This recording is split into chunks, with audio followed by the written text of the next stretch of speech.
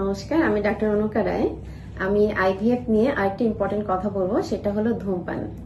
অধিকাংশ মানে কাপল যখন আসে আমাদের কাছে, আমরা কিন্তু মেল পার্টনারের কাছে অধিকাংশ সময় জিজ্ঞেস করি যে আপনার কোনো ব্যাড হ্যাবিট আছে কিনা, ধূমপান বা অ্যালকোহল হ্যাবিট আছে কিনা। অনেকে বলে স্মোকিং করেন।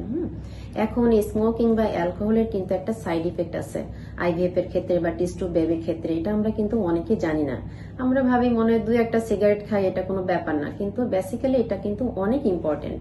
হ্যাঁ, এখানে কিন্তু মেল পার্টনারের শুক্রাণুর পরিমাণ কমিয়ে দেয়, টেস্টোস্টেরনের পরিমাণ কমিয়ে দেয়, যার কারণে গুড কোয়ালিটির এমব্রায়োটা তৈরি হয় না।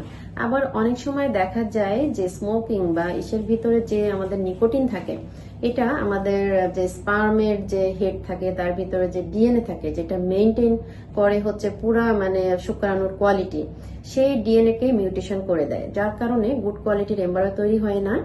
এবং যদি ইমপ্লান্টেশন হয়ও, তাহলে গর্ভপাতের ঝুঁকি থাকে বা জন্মগত ত্রুটি সম্পন্ন বাচ্চা হতে পারে। হ্যাঁ, এটা আমাদের খেয়াল রাখতে হবে।